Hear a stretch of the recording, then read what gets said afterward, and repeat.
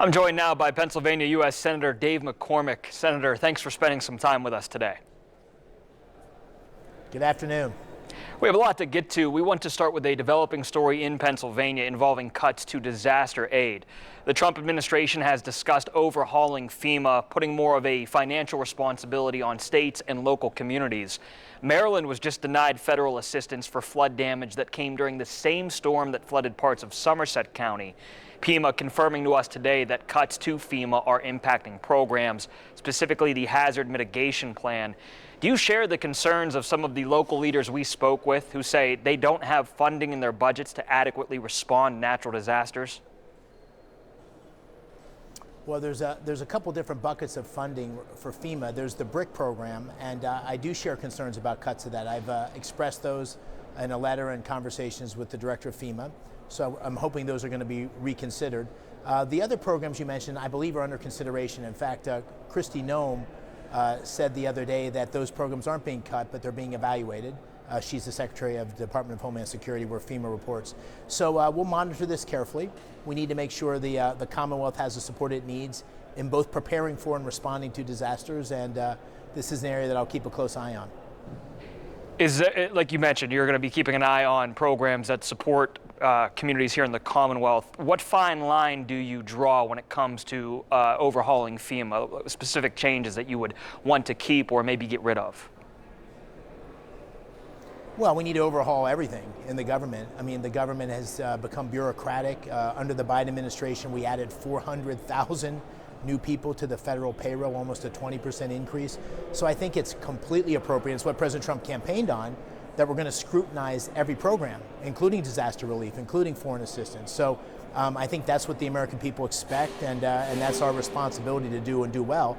As I just said, I think the BRIC program, which helps respond to particular disasters and helps create resilience, is something that we should look at carefully. And there's been some proposed cuts to Pennsylvania, and I've gone back to FEMA and asked them to reconsider that, because I don't think those cuts made sense. And as I said, the other program is under review. So I don't think I can be more specific than that. Of the bipartisan Road to Housing Act, which aims to address housing insecurity and the costly barriers preventing many from becoming homeowners.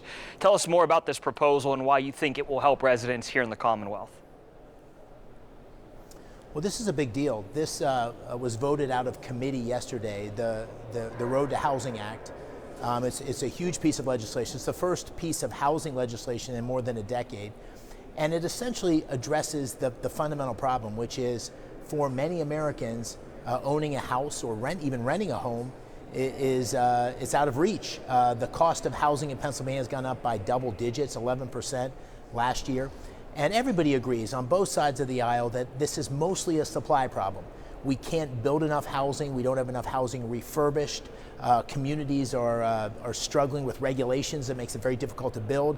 Manufactured housing is, which can be done very cost effectively, has not been allowed in many places. This bill addresses all of those things in a very bipartisan way. This was voted out of the Banking Committee 24-0.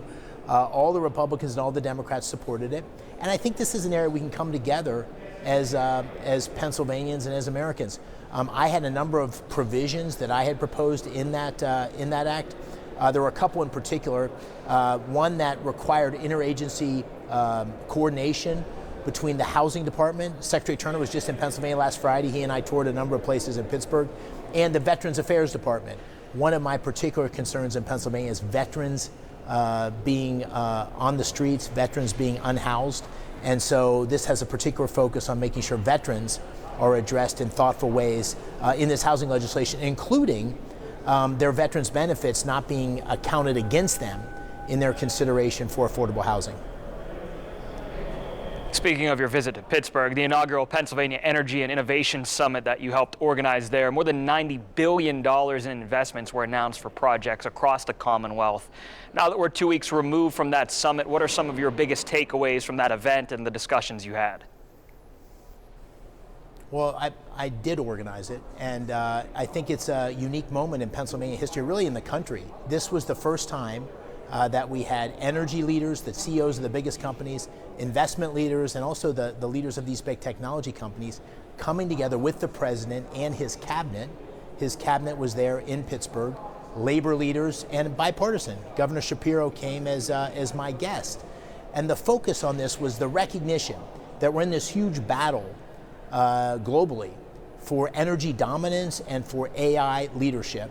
And Pennsylvania is at the crossroads. Pennsylvania is uniquely positioned to lead the energy revolution and the AI revolution. We can be the spearhead for America.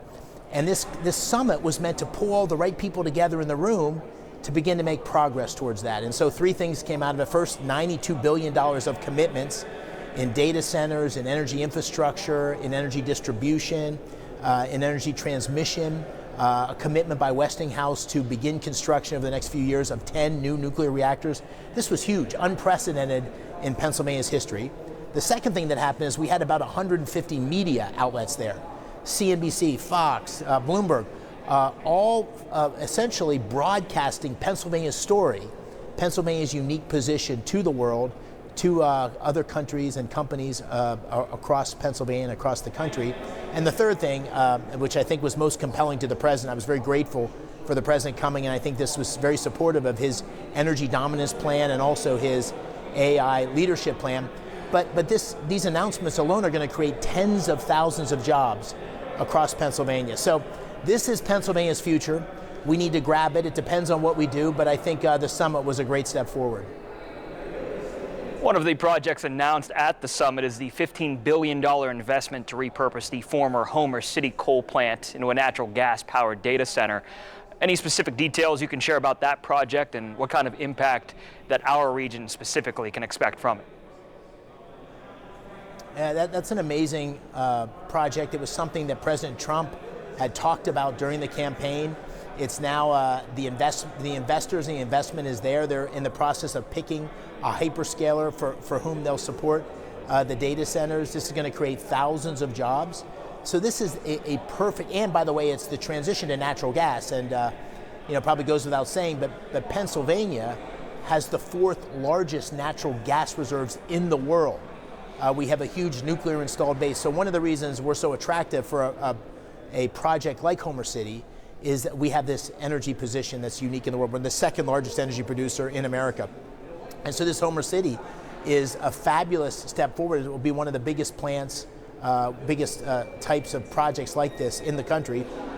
And I hope it's the beginning of more great things to come.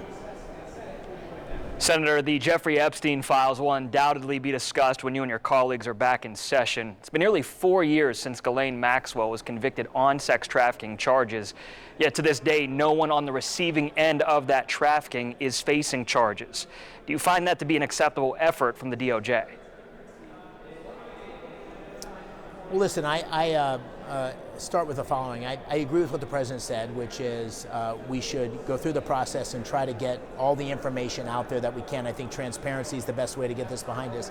I share his frustration that this is getting so much attention because there are so many monumental things that are happening across the country under Trump's leadership and the leadership of the Congress, whether it's the big beautiful bill, which is going to help working families across Pennsylvania, or energy dominance, or these incredible trade deals, or a strike on nuclear reactors in Iran. So there's a lot of great things to talk about. But listen, when there's not clarity and transparency, people have questions and think of lots of reasons that they're not getting the information. So I think the sooner the better in terms of getting that out there and getting it behind us. So will you be supporting legislation that may compel the DOJ to release more files, specifically getting to the bottom of who these poor victims were trafficked to? Well, I haven't seen such legislation. I expect I probably wouldn't support it, but I'm not going to comment on anything specific because I haven't seen anything specific. Senator, is there anything else that you want constituents back here to know in the Commonwealth? Well, listen, I think we're 8 months into this. If you think about the campaign that President Trump ran, the campaign I ran, if you go through the list of the top 10 promises, I think we're making huge progress on getting our borders closed, stopping the incredible flow of fentanyl that killed 4,000 Pennsylvanians last year, embracing energy dominance as a driver for opportunity, getting cost under control in inflation, which is key for working families. The big beautiful bill is going to deliver somewhere between $2,500 and $7,500 for working families if you're a family that makes $50,000 a year. You're going to get about $5,000 of tax breaks, no tax on tips. So we're making huge progress in getting our country back on track. There's lots of work to do, but I feel great about promises made, promises kept, and always appreciate the opportunity to talk to your listeners and your viewers. Senator, thank you for your time today. We appreciate it. Thank you.